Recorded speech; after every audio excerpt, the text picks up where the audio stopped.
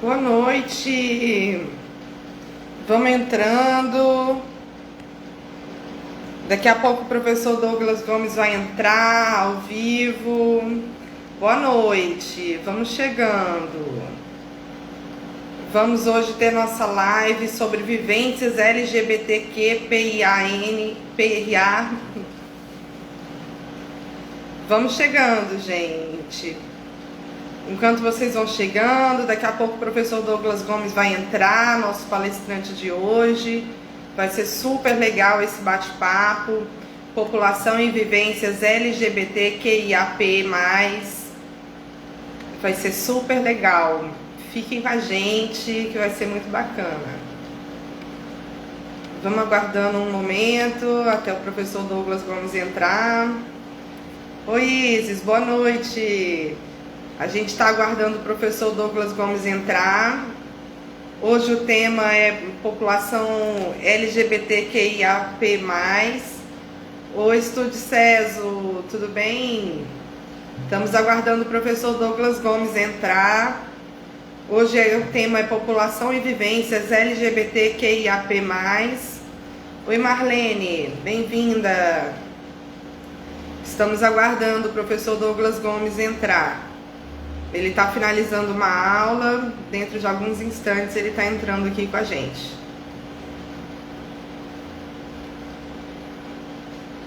Boa noite. E aí, gente, tudo bem com vocês? Como é que foi essa semana? Animados? Eu tô super animada, vou ter muitas novidades para 2021 para vocês, que eu tô preparando especialmente. E se preparem, vem muita coisa legal por aí. Enquanto isso, vamos aguardando o professor Douglas. Oi, Cláudia, boa noite. Estamos aguardando o professor Douglas Gomes chegar. E, gente, eu quero conversar com vocês sobre a questão dos concursos públicos. Como é que tá? Fala aí pra mim nos comentários. Vocês querem passar em concurso público? Esse é o sonho de vocês? Ser um assistente social com emprego público? Como que tá para vocês isso aí? Me conta sobre isso. Eu sou funcionária pública, sou do Tribunal de Justiça do Estado do Amazonas e quero saber se vocês estão empenhados nessa situação de passar num concurso público, porque eu acho que eu posso ajudar vocês. Eu tenho experiência nisso, fui primeira colocada no Tribunal de Justiça do Estado do Amazonas e com certeza posso acrescentar e trocar com vocês. Estou preparando um material especial. Em janeiro vamos ter a gente vai ter uma semana só de live sobre o concurso. Vou passar para vocês várias dicas sobre técnicas de estudo, como estudar, como organizar o planejamento de estudos. Estou preparando um material muito especial para poder divulgar para vocês. As lives vão ser no estilo de aula, então vou dar algumas aulas sobre método de estudo, como se organizar, qual bibliografia utilizar. Vou dar várias dicas, gente, tudo gratuito, hein? Fica ligado aqui nas lives. Em janeiro a gente vai ter esse ciclo aí, um ciclo de preparação para concurso público, para a gente já começar 2021 já no pique, naquela pegada de estudar, naquela pegada de conquistar uma vaga. Está tendo vários concursos para prefeituras municipais, por enquanto, e a gente tem a expectativa que em 2021 saiam concursos para nível federal também. Então vamos ficar de olho e a gente tem que se preparar, né? Não pode deixar para começar, para estudar quando o edital sai. A gente tem que ir estudando para poder agregar conteúdo, né? Oi, doutora Articlina, boa noite. Estou batendo um bate-papo aqui com o pessoal, falando sobre o projeto que eu tenho para 2021, que eu quero ajudar as pessoas que querem passar em concurso público, em serviço social. Quero compartilhar um pouco da minha experiência e vou preparar uma semana de live sobre esse tema em janeiro de 2021. E estamos esperando aqui o professor Douglas Gomes entrar. Que o tema hoje da nossa live é vivências da população LGBTQIAP+, que é um tema super novo. Oi, Paloma, oi, Giovana, tudo bem? Giovana foi minha aluna em Brasília, uma querida. Falou, uma assistente social super bacana, trabalha num projeto super interessante. E como eu estava dizendo, então, em 2021 eu venho com esse projeto aí para tentar colaborar com você que quer passar no concurso público, que quer ser uma assistente social concursada, quer ter uma carreira estável. Eu quero compartilhar um pouco da minha experiência, um pouco da minha vivência. Eu já ajudei muitos estudantes a se preparar. Eu tenho muitos alunos, ex-alunos meus, que se prepararam com as minhas dicas e se deram bem, passaram em concursos, foram aprovados. Então eu tenho muito a compartilhar com vocês. Não só da minha vivência como professora, onde eu ajudei muitos estudantes a se preparar, mas também da minha vivência como concurseira, né, gente? Eu conquistei o primeiro lugar no Tribunal de Justiça, não foi fácil, né? Então quero falar para vocês um pouco dessa trajetória, tudo que eu conquistei, que eu acumulei para poder chegar até esse ponto, né, de conquistar a primeira colocação. Então tem todo um caminho para a gente conquistar uma aprovação no concurso, e eu quero compartilhar para vocês um pouco do método que eu desenvolvi, e eu estou aperfeiçoando esse método para poder compartilhar com vocês.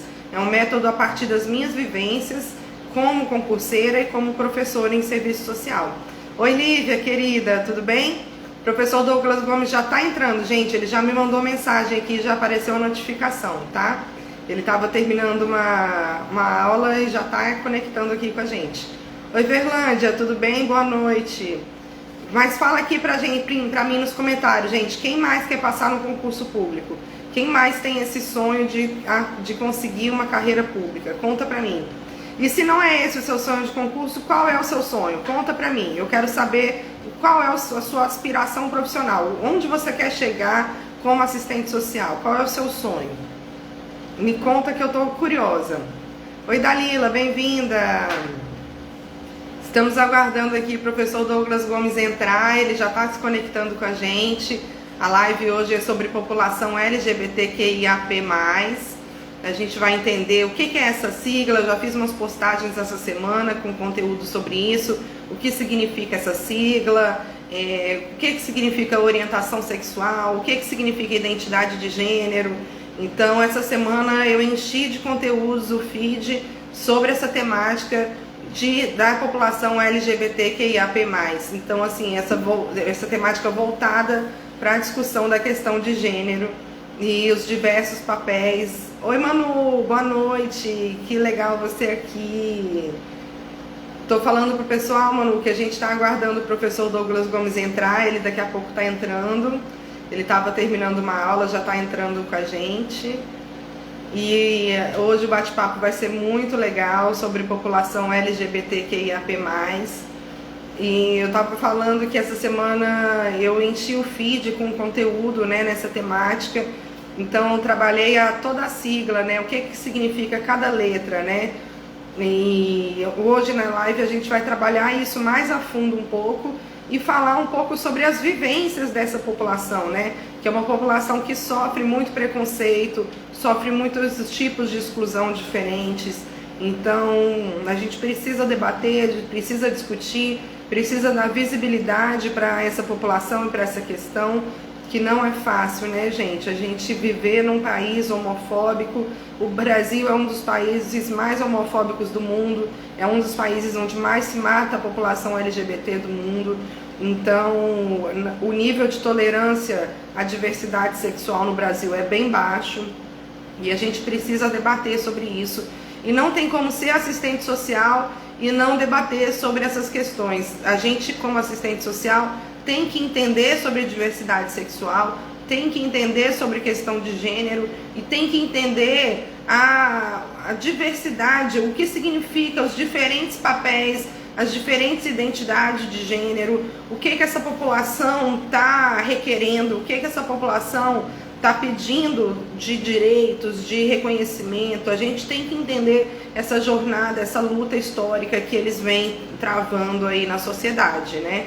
Então, oi, professor Douglas, vamos lá.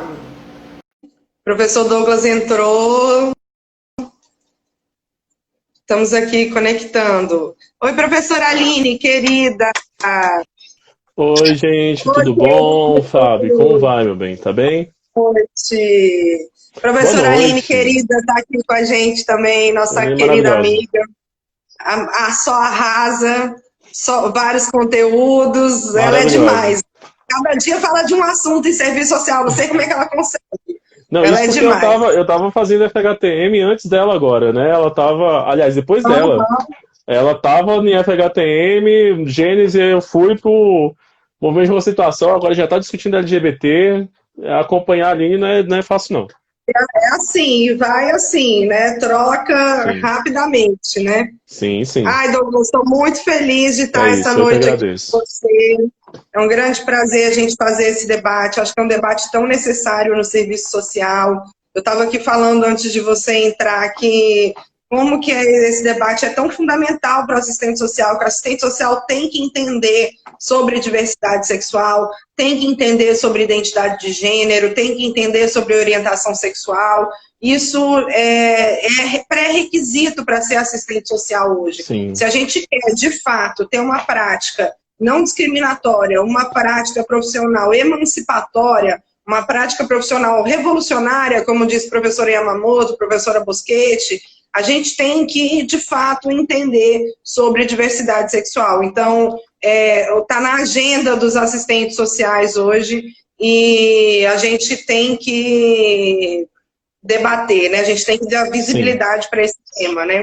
Aí, É, olha, a Dalila deu uma dica aí, apertem o coração do lado, ó, para ter mais alcance da live. Aperta o coraçãozinho, vários, gente. vários corações. Vários É, corações. eu acho que dessa dimensão, Fábio, o que você traz é extremamente elementar, assim, é uma discussão que eu tenho, acho que desde a graduação mesmo. Aliás, eu tenho como vida, né? Primeiro por ser LGBT. E aí eu tenho também enquanto interesse acadêmico, né? Eu vejo que é uma coisa que dialoga com a outra. E eu não me vejo, né, como um assistente social que, mesmo atuando, seja na saúde, seja no sócio-jurídico, distante disso, né, dessa dimensão. Então, para quem ainda não me conhece, me chamo Douglas Gomes, sou assistente social aqui da Secretaria de Justiça do GDF e também da Secretaria de Saúde. Conheço a Fábio, essa maravilhosa, há um bom tempo, né, desde os períodos da graduação, desde monitoria com a ILTA, desde muito tempo. Meu veterano querido da UNB, meu companheiro de muita luta, de muito Muita tempo, né, luta. Douglas?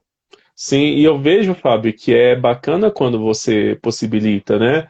É quando você traz um, um canal numa rede social que fala enquanto a questão LGBT, né? E assim, eu vou tratar LGBT, mas espero que hoje à noite a gente fale sobre LGBTQIAPN+, sabe? Assim, que é importante a gente entender que existe outras questões para além de heterossexual e homossexual, tá? Senão a gente vai ficar apenas trazendo isso. Talvez a nossa cultura e a nossa cultura política ainda seja tão segmentada, né, tão fixa, que a gente não consegue perceber diversas outras expressões, né, e que ainda falar só em LGBT, por mais que eu fale só, para uma cultura muito conservadora, uma cultura histórica política conservadora, é muito ainda, né? No entanto, que a todo momento a gente, a gente, enquanto movimento, interpreta, ah, você é aquela galera do LGBTA, blá blá blá blá. Isso é um desrespeito muito forte, né? Porque cada letra representa uma vivência, representa os sujeitos que não são compreendidos e que são mortos quando não são compreendidos, né?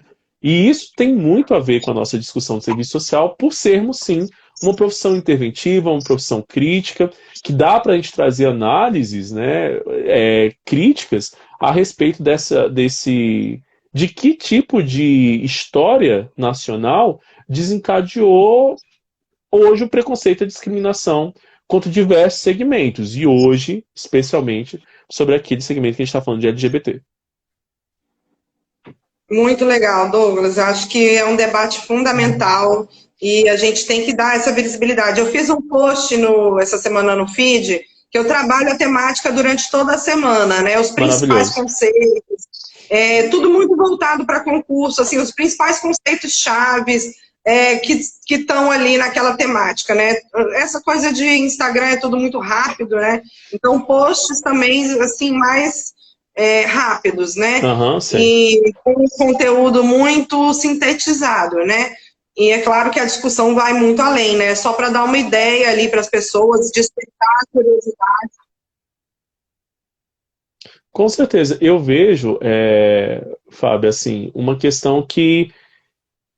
Está dando Prime... alguma, Tá dando interferência? dando alguma interferência na nossa live. Não, eu tô te ouvindo perfeito. Tá todo Você não mundo está bem? ouvindo? Eu tô ouvindo. Eu não sei o que está acontecendo. Eu tô te ouvindo perfeitamente, tá tranquilo.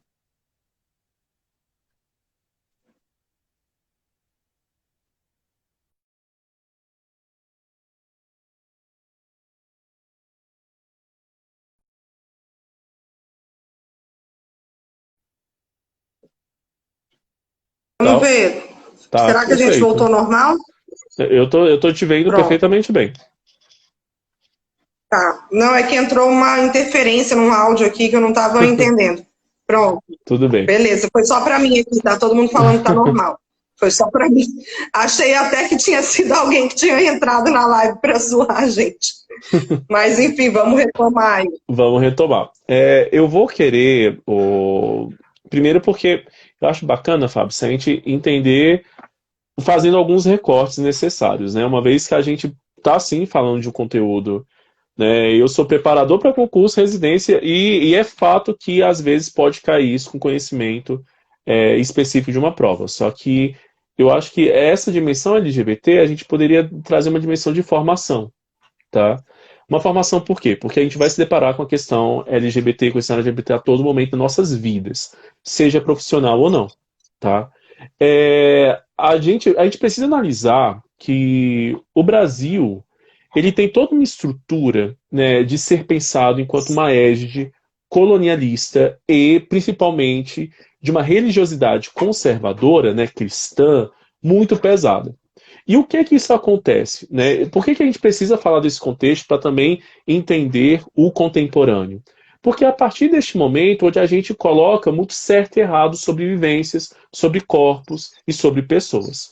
Né? A gente fala de uma sexualidade aceita, uma sexualidade não aceita. A gente fala de como tem que se relacionar sexualmente para ser aceito ou não, que a gente fala do viés reprodutivo. Né? Então toda a lógica não reprodutiva não é aceita. Tá? E a gente fala desses papéis de gêneros que são desempenhados ao decorrer desse passado e presente nosso, muito marcado por rigidez. Então eu falo, né, do que o homem deve, do que a mulher deve. É muito assim, tá? Qualquer questão que então foge aquilo que é perpassado numa dimensão, né, eurocentrada, eu vou até trazer um contexto político importante, cis heteronormativo, que para daqui a pouco a gente discutir sobre isso, tudo que se afasta dessa questão, a gente sofre regimes de violência. Violências simbólicas, até violências de nossa existência para a gente deixar de existir, que é a morte. Tá? Então a gente precisa entender disso, porque aquele pensamento de estranhamento que hoje em dia a gente se depara vai ocasionar em mortes. Então, quando a gente traz, né, esse âmbito do pensar que existem diversas orientações sexuais e sexualidades e expressões de sexualidade e de gênero, a gente começa a questionar e a tocar num pontinho, né, aí que às vezes é muito conservador, de não entender que existe outras possibilidades de ser homem, de ser mulher e também de nem ser homem ou ser mulher. Entendeu? Existem outras questões que todo mundo tem direito a isso, né? Que não sou eu que tenho que legitimar uma pessoa ou não. Que a gente lute por uma sociedade que as pessoas se legitimem, né? E isso é importante pensar, porque a gente está falando todo de um direito ao corpo, o direito à expressão da minha subjetividade, da minha existência política. Que é o que durante muito tempo no Brasil, a gente fala enquanto organização, é a perspectiva do movimento homossexual, tá? E aí eu já estou fazendo um recorte já para o século XX. Tá? No Brasil, a gente tem uma perspectiva de um movimento homossexual que copia muito algumas questões do movimento homossexual norte-americano, tá? Que é uma organização a respeito daquelas pessoas que amam pessoas de gênero e sexo semelhantes, né? Então eu tenho, né, aí o movimento gay, eu tenho o movimento, né, homossexual, que inclui as lésbicas, e o não reconhecimento dos sujeitos bissexuais e das sujeitos bissexuais, tá? E a gente, então, passa um desenvolvimento de movimentos sociais que a gente melhora com relação aos nossos entendimentos. Então, o que a gente, ora, se estabeleceu como movimento gay ou movimento homossexual, a gente traz nos anos 80 o movimento GLS, de gays, lésbicas e simpatizantes, né? Que hoje a gente coloca... E aí existe toda aquela diferença. Ah, mas ainda hoje eu escuto, Fábio, não sei se você escuta isso, mas ainda hoje eu escuto, mas tiraram o S, porque eu sou simpatizante, né? Eu também estou aqui no meio. Por que tiraram o S, né? A figura do S, a gente fala de aliados e aliadas e aliades, né? Então, você ser aliado e aliada, reconhecer o seu privilégio de não sofrer frontalmente a LGBTfobia, você está sendo convidado para a nossa luta. Só que a sua visibilidade política para a formulação de direitos e de políticas públicas não é tão emergente quanto a nossa, que a gente não tem reconhecido. Tudo nosso, se a gente for pensar nas principais transformações, retirada da homossexualidade como doença a partir do CID, da transexualidade como doença, isso acontece, Fábio, no final dos anos 80 e dos anos 90. Então, em termos históricos, isso é muito recente.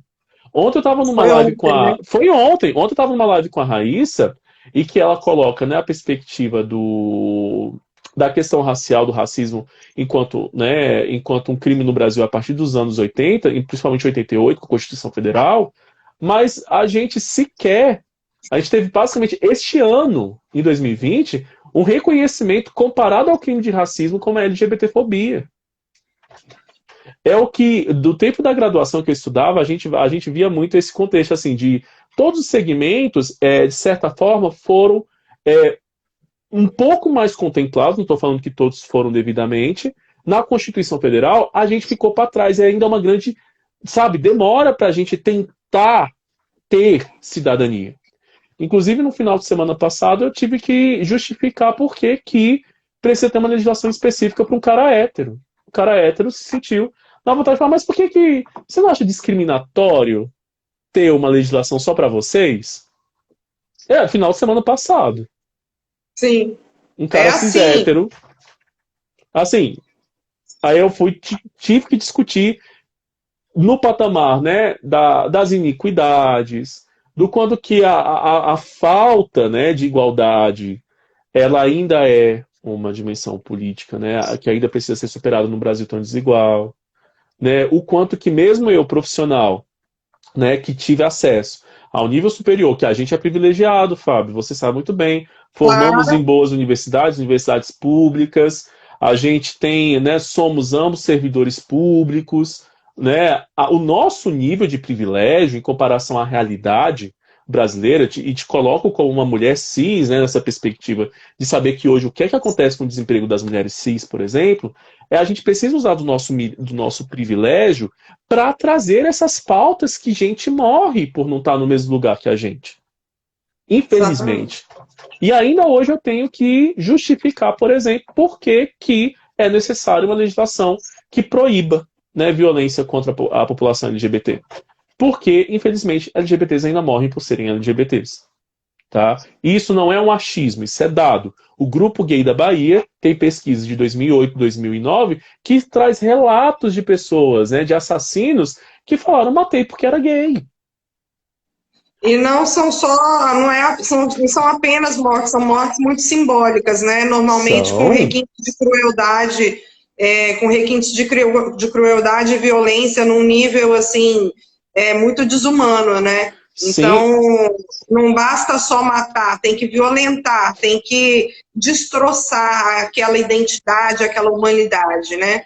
e detalhe, olha só, eu aposto que você, enquanto uma mulher cis, Fábio, o estupro já é algo que te atente, né? Já é algo horrível. Mas, Imagina uma pessoa falar de estupro corretivo porque não aceita que você é lésbica. Já pensou? Assim, não é exatamente. apenas um estupro, é um estupro corretivo. E às Tá vezes isso entendendo? até dentro da própria família, né? A própria Sim. família ter esse tipo de mentalidade, né? Então, voltando a essa perspectiva, quando a gente tira, né, o GLS e nos inícios dos anos, né, 90, a gente passa, principalmente em 2004, 2006, a colocar GLBTT, é uma perspectiva de uma necessidade de visibilidade. E visibilidade e orgulho são duas palavras que o movimento tece. Prides, né, o nosso orgulho LGBT, as nossas paradas do orgulho LGBT, ainda tem uma crítica muito conservadora que fala: ah, aqui dali virou um carnaval, aqui dali virou uma pegação. Independente do que se faz lá, até porque a gente tem carnaval no Brasil e sabe muito bem como é que acontece, a gente tem festas héteros topzeiras e sabe muito bem o que acontece nessas festas héteros topzeiras, a gente estranha o quê? A parada LGBT, né? Essa cultura conservadora. E pra gente é grande simbólico, porque eu preciso ter orgulho do que sou, né? Essa perspectiva de ser o, sabe, tem uma frase que eu reluto muito, que eu acho horrível, horrível assim. Falar se eu pudesse ser hétero, eu seria. Sabe? Por que que é ruim essa frase? Porque traz aquele discurso do homossexual culpado, né? E a corrente conservadora requer isso, que você se sinta culpado, inclusive no seu discurso, né? Não é assim. A gente precisa lutar para uma sociedade que não possa existir culpa pelo fato de eu amar uma pessoa do mesmo sexo que o meu, do mesmo gênero que o meu. Não, não é isso, tá? O que é interessante pensar nessa mudança de nomenclatura quando em 2006 a gente, na Conferência Nacional LGBT, a gente coloca LGBT. Primeiro, uma tomada de posicionamento político. A gente tira o G do início e coloca o L, porque a gente sabe que a questão de gênero importa. Que as mulheres, né, lésbicas sofrem, sim, preconceitos graves por ser mulheres. Enquanto eu, homem gay, pelo fato de ser homem, eu posso sofrer também de preconceito. Mas eu tenho um privilégio ali pelo fato de ser homem, mesmo sendo gay. Embora que os dados também revelem o quanto de homens gays são mortos no Brasil, isso eu estou falando dos dados do Disque 100, por exemplo, né, do Disque Denúncia, eu ainda, enquanto homem, tenho um maior privilégio de, mesmo sendo gay, ainda me proteger, diferente de uma mulher lésbica, muitas vezes, tá? Então a gente traz categorias importantes para análise. Primeiro, questões de gênero, que a gente precisa pensar. Segundo, a perspectiva da orientação sexual. Então, a orientação sexual é aquele desejo que eu tenho, né? Não necessariamente sexual, né? Afetivo, por pessoas e também independente do gênero, tá? Isso é muito importante que a gente relate. Por que é independente do gênero? Para não ficar uma perspectiva de que existe apenas o amor a partir daquele gênero homem e mulher, masculino e feminino, né? A gente evolui enquanto isso. E também na perspectiva de reconhecimento das identidades de gêneros. Por quê? Porque a população T de travestis e transexuais sofrem de violentas, e cruéis violações de direitos. Violentas e cruéis violações de direitos. E eu, enquanto um homem gay, eu preciso estar ao lado dessas pautas porque eu luto contra a discriminação e preconceito. Ponto. E, infelizmente, no Brasil, a população, né, de mulheres trans e travestis e de homens trans, ainda assim hoje sofre de uma invisibilidade tremenda e que muitas vezes são mortas, né? Hoje uma mulher trans travesti no Brasil tem uma expectativa de vida de 35 anos. A gente fala da população cis, 68 anos, 72 anos. É um absurdo. É um absurdo quando a gente pensa nesse tipo de violência. E pelo fato de quê? De existir. De existir. É só isso. Então, o que é que eu estou dizendo nisso tudo, Fábio? Que a orientação sexual, embora seja esse desejo, né, afetivo e ou sexual, que nem necessariamente vai ser sexual, e que a heterossexualidade também está aqui, junto com a homossexualidade, existem outras dimensões da expressão dessa perspectiva de desejo, como pessoas pansexuais ou pessoas assexuais. Não são assexuadas, são assexuais. Aquelas que não necessariamente têm desejo por pessoas, por exemplo. Né? Não é necessariamente isso que movimenta. E justamente assim, uma perspectiva sexual, né? Assim, por pessoas e de ordem de relacionamento sexual. Existem outras formas de se relacionar, mesmo sentindo desejo, que não seja a partir das relações sexuais, tá? E isso deve ser legitimada. Isso deve ser legitimada como uma outra expressão que é normal enquanto homossexualidade, heterossexualidade, bissexualidade. A identidade de gênero, e eu estou pegando esse conceito para a gente entender, que a gente precisa muito entender daquela perspectiva do autoentendimento sobre o que se é. Tá? Então hoje eu ainda, né, me vejo como uma pessoa que talvez seja mais não binária, tá? Mas dentro da perspectiva cisgênero, né? Eu entendo que o gênero que atualmente eu sou socializado e me entendo numa perspectiva, né, de reconhecimento daquilo que as pessoas me viram como e que eu me interpreto como.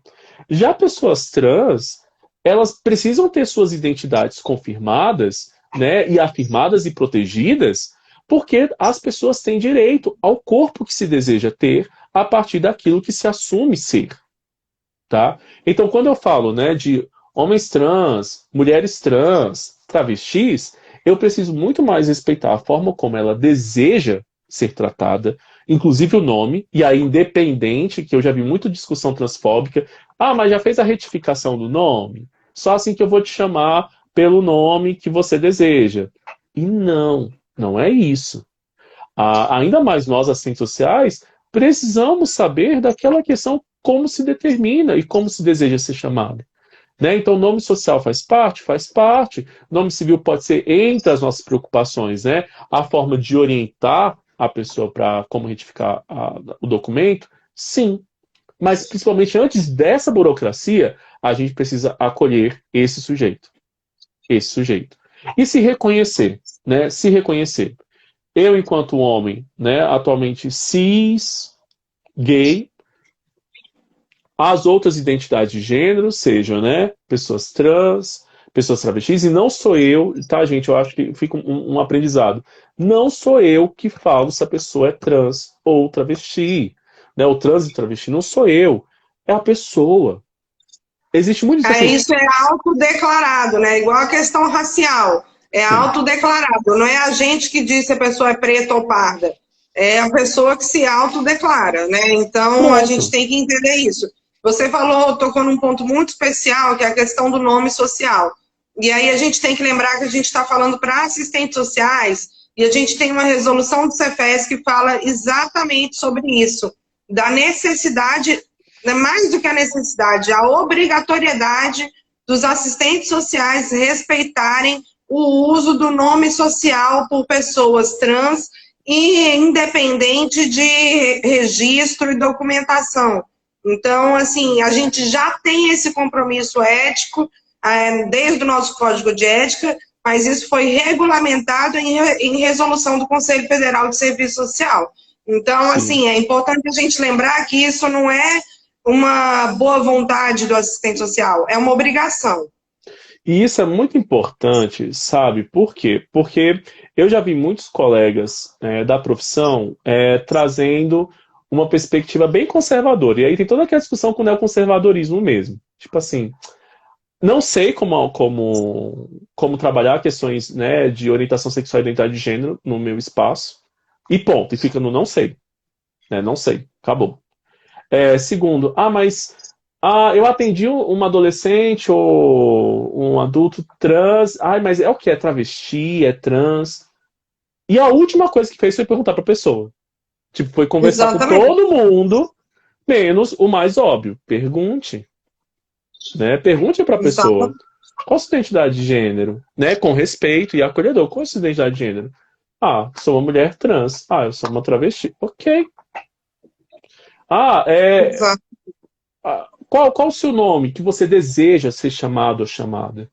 Né? Isso é Exatamente. É importante. tão simples. Como você deseja ser chamado? Olha que simples. Como você deseja ser chamado? Ponto. Ponto. Simples, não dói. Não dói. E assim, e isso desempenha, eu vejo principalmente, Fábio, uma perspectiva de acolhimento humanizado, sabe? Assim, você chegar, você se importar com isso. Talvez você seja o único profissional que ainda vai se importar com isso, tá? De trazer, né? Exatamente. Olha, então, eu acho que essa perspectiva nos importa. E por que que isso é importante, Fábio? Porque hoje em dia, principalmente com a população trans, né, muitas delas e deles também têm receio de chegar num determinado serviço pelo fato de serem 24 horas, né, oprimidos e oprimidas, tá? Então, no mínimo que eu posso pensar no meu privilégio enquanto um cara cis gay é minimamente entender que nesse meu lugar de privilégio, que eu ainda assim corro riscos, logicamente, porque a gente se expõe, a gente dá a cara a tapa, a gente fala sobre o tema, a gente pesquisa sobre o tema, em um período conservador, ainda assim eu preciso pensar que tem gente que nem esse local tem. Que nem esse local tem. Por N questões. Por não estarem, né, com uma família que dê apoio, ou às vezes por não terem uma rede de apoio que lhe dê apoio sobre isso. Tá? Então eu estou falando de uma série de questões que hoje a população, nessa vivência plural, são objetificadas, né? Não é nem mais objeto, porque a forma como muitos e muitas morrem são de abjeção total, né? Eu peço para que, né, essas pessoas que estão na live pesquisem sobre como que são os casos, né, de LGBTfobia. Nessa semana, por exemplo, eu não sei se você entrou em contato, mas eu vi rapidamente nas redes sociais que um pai acabou batendo na filha pelo fato dela falar, uma criança que estava A gostando da criança, amiga. uma criança entre 7 e 8 anos, foi espancada pelo pai porque falou que estava gostando da amiga. Simples assim. Não, É o retrato, né, da situação, né? A gente está com muita gente assistindo a gente, Ludmila Suárez aqui, querida, assistindo a Ludmilla é gente, maravilhosa. Uma referência também quando eu querida, penso na questão de gênero e ética racial. Maravilhosa, uma maravilhosa. lutadora, A muito Viviane aí companheira. também. A Viviane falou que Isso trabalha, mesmo. né? E isso é Ela, a interessante a Viviane gente falou pensar. que trabalha na saúde. Ela é companheira de trabalho, então. E é interessante a gente observar isso, Fábio, porque no que a gente não se atém a determinados temas, que necessariamente eu não preciso ser LGBT para pensar, né, em serviços e projetos que tragam, né, pessoas LGBTs, eu preciso minimamente entender que esse contexto LGBTfóbico se dá também na não discussão, tá? A partir do momento que a gente fala assim, mas eu não sei do tema, é muita coisa para me preocupar, não vou trazer isso. Isso a gente está falando, né, de invisibilidade de pautas, né, da população negra, por exemplo, quando eu penso que, né, para que tratar sobre a perspectiva, né, racial e também LGBTfóbicas, tá? Sobre isso. A gente precisa, independente de ser LGBT, trazer no nosso ambiente uma preocupação com a população LGBT. Dando continuidade nessa questão das siglas, Fábio, quando a gente fala sobre LGBT, a gente está falando. Cheiro, Lud. Rani também está aqui na live. Cheiro, Rani. A gente está falando de identidade de gênero e de orientação sexual, que são duas questões que estão intrínsecas também. Tá? Não é identidade de gênero ou orientação sexual. A gente está falando basicamente de dois componentes dos seres humanos que se colocam e que é importante que a gente identifique por uma questão de formulação de direito e de políticas públicas. Tá? Então, as identidades, né, de gênero, é importante que eu localize essa discussão para entender quanto que eu estou, né, trazendo essa pauta nas minhas intervenções. E a orientação sexual também. Quando a gente fala sobre LGB, e a gente precisa também entender que grande parte das pessoas bissexuais são invisibilizadas, inclusive dentro do próprio movimento LGBT, porque acaba, né, trazendo a perspectiva de que de confusão, de vergonha de se assumir como gay ou como lésbicas, a gente precisa, inclusive, entender que existe pessoas que têm o direito de gostar de pessoas, independente de serem Exatamente. homens ou mulheres. É nítido, né? Mas ainda assim é chover no molhado muitas vezes, tá? Porque se coloca, tá no armário ainda, né? Tá confuso. E isso são verbalizações bifóbicas muito severas que a gente precisa parar, né, de reproduzir. LGBT, né? O T ainda está aqui. QI. As pessoas queers geralmente são pessoas que não se definem. Porque pega muito da perspectiva da teoria queer, né? Eu aposto que você já deve ter lido um pouquinho, Judith Butler, Beatriz Peciato, né? Que traz essa perspectiva, que é importante a gente entender dessa teoria. Porque a teoria queer ela vai justamente não trazer definições, ela vai trazer problematizações, né? Ela é indefinida. A teoria queer não se define. Pessoas queers também não. Por quê? Qual é o nosso mal? Né? Mesmo quando fala, sou um cara cis gay. Necessariamente eu não preciso ser homem ou mulher. No meio disso daqui, existe uma variação de possibilidades de expressões de gênero que eu posso trazer. Uma vez que eu encaro que gênero ele é performático. Tá? Gênero é performático. É muito transfóbico se simplesmente eu falar que eu sou o homem e que o Tammy Gretchen não é homem, por exemplo. Se eu entender a perspectiva da expressão de gênero que eu sou um homem e Tammy também é homem, não existe reais, aliás, verdadeiros e falsos, né? Nós estamos falando de que tanto eu como o homem cis e tanto o Tammy, nós construímos nossa forma de masculinidade. Então, ambos somos, né? Ambos somos. Porém, nós temos aí essa questão das trajetórias que são diferentes. Mas não existe um homem mais homem e verdadeiro e um outro homem menos homem. Que foi o que a gente já viu muitas vezes aí no Dia dos Pais desse ano. Né? O tanto de transfobia. Foi uma polêmica, exatamente. Nossa, o tanto de transfobia que o Tami sofreu.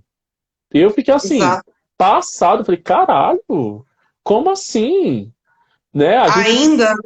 A gente ainda está questionando isso, pensando que gênero se dá por genitália, né?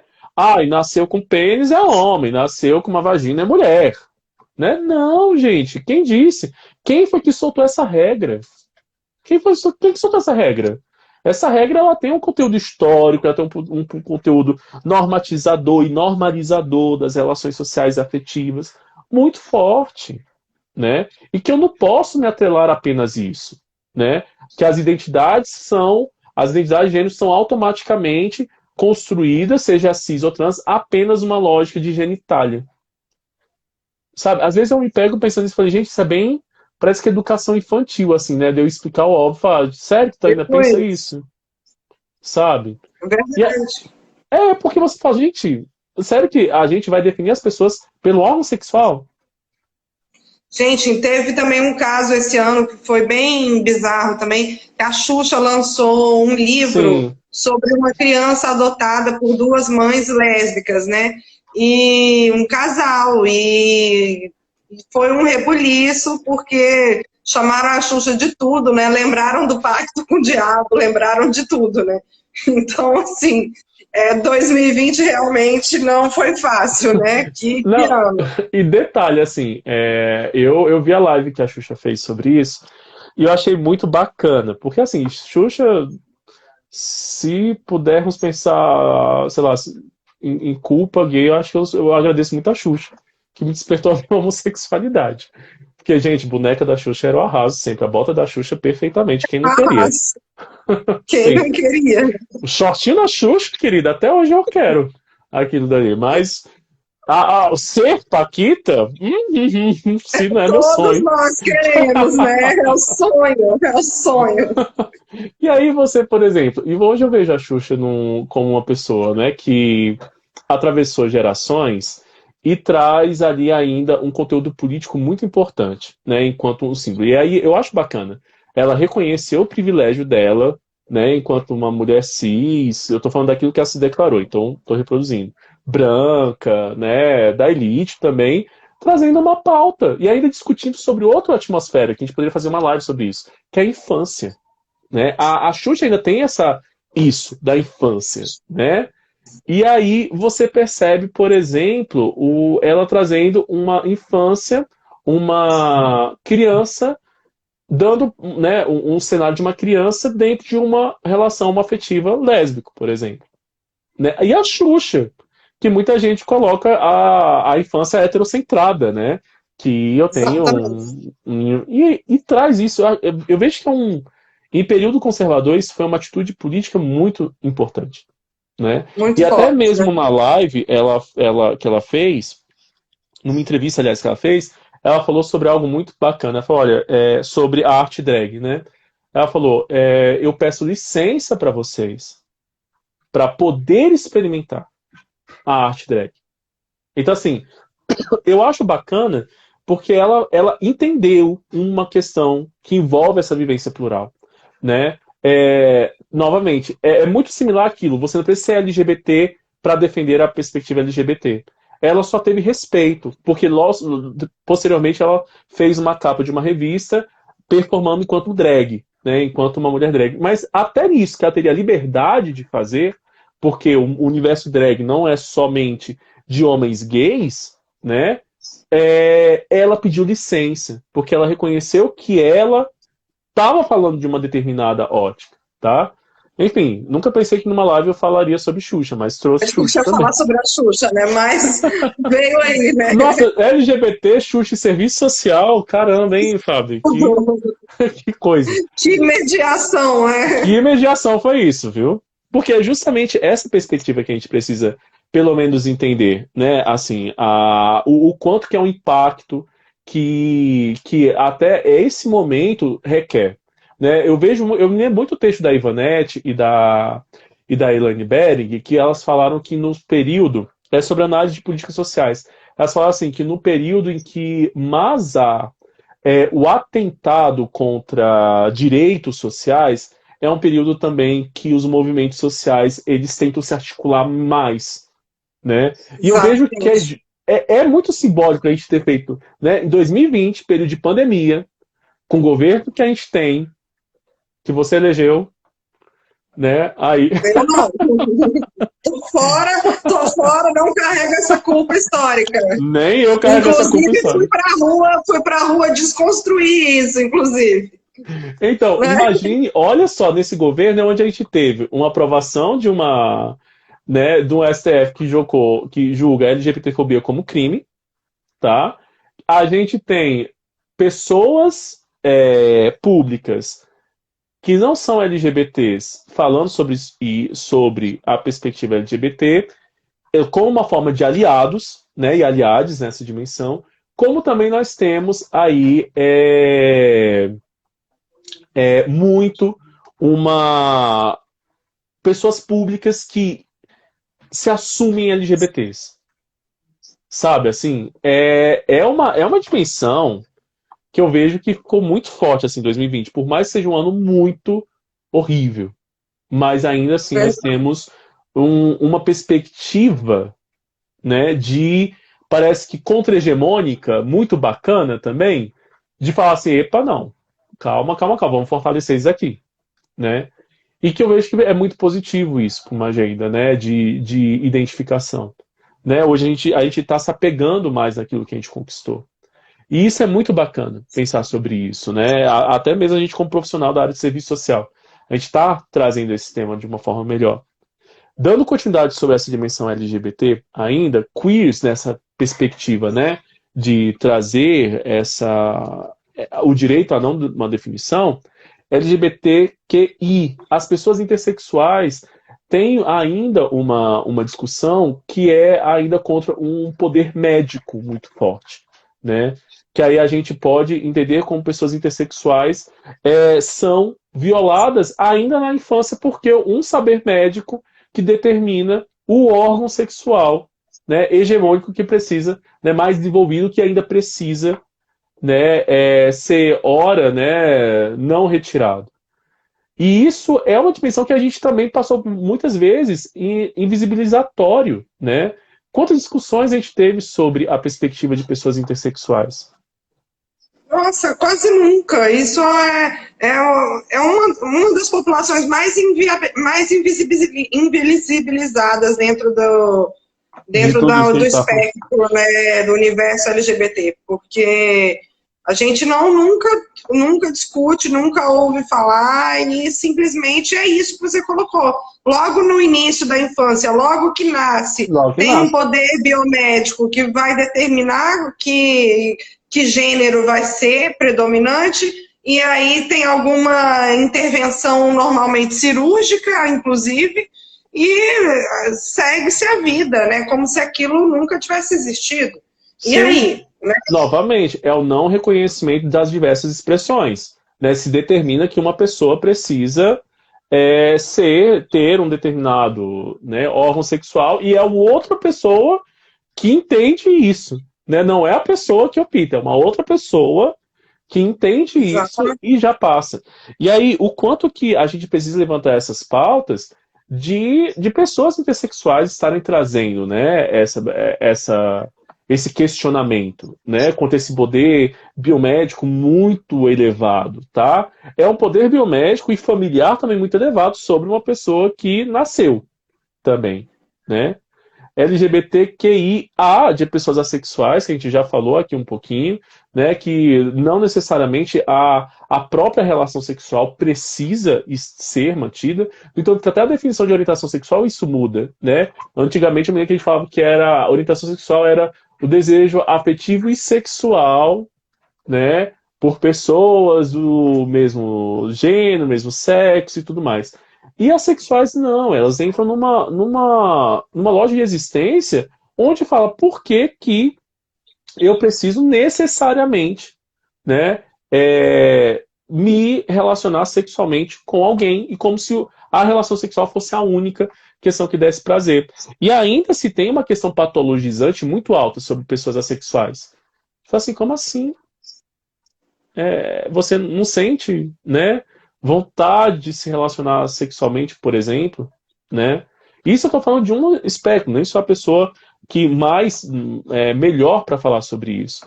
Mas o que eu acho interessante de tudo aquilo que que eu entendi sobre a sexualidade é esse questionar sobre a prática apenas da relação sexual como objetivo fim, né, do reconhecimento, do exercício da sexualidade. Que parece que quando a gente fala sobre isso, a gente fala sobre, né, exercício de uma sexualidade a partir da prática sexual. Então a gente coloca a sexualidade quanto prática sexual, né? Isso é fato. Também. E LGBT normalmente uma prática sexual é restrita à penetração, né? que reconhece. No entanto que parte das perspectivas, né, bem lesbofóbicas, é pensar que as mulheres não têm que ter necessariamente, né, a penetração ali, que é a presença do pênis, né? É um ódio ao pênis muito forte. Exatamente. Precisa ter o machismo é foda, né? Porque entra nessas dimensões muito forte, assim, em tudo, né? Precisa Muito ter um top. pênis, precisa ter o aspecto masculino ali no meio, né? Exatamente. É muito complicado. E aí, perpassando, né, pela pansexualidade, que é um interesse por pessoas, né, é uma coisa que a gente não concebe, porque a gente ainda passa uma perspectiva muito, como eu posso falar, muito binária, né, muito binária das nossas relações. Então eu preciso gostar de homem ou mulher, né? Eu preciso ser homem ou mulher. Eu preciso ser hétero ou homossexual. E é muito ou, né? E a nossa existência não é ou, necessariamente. Né? Eu acho que a nossa existência é mais. A gente se soma, né?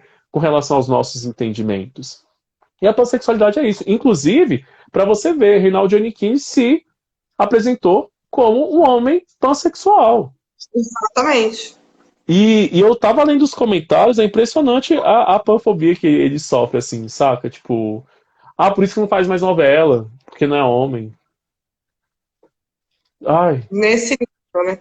Fala um pouquinho também sobre as pessoas aromânticas lá na letra A. Porque a gente tá falando, na verdade, a gente tá falando da sexualidade, né? Então a gente tá, Uhum. essa questão de discutir a perspectiva, né? Romântica ou aromântica, ou então monorromânticas também, é uma outra perspectiva de se analisar as relações afetivas, né? Então a Sim. gente precisa começar a questionar essas outras expressões. Eu acho interessante, a questionar não, a refletir sobre isso. Eu acho interessante, Fábio, quando a gente fala do LGBTQIAPN+, o mais também, tá? Porque é um símbolo, o mais. E esse mais representa, na última vez que eu tive contato com a literatura sobre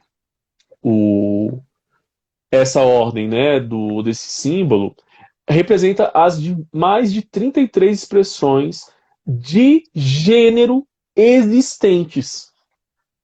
Tá entendendo E eu estava isso? pesquisando essa semana isso é gente, é uma diversidade sexual tão grande que a gente não tem ideia.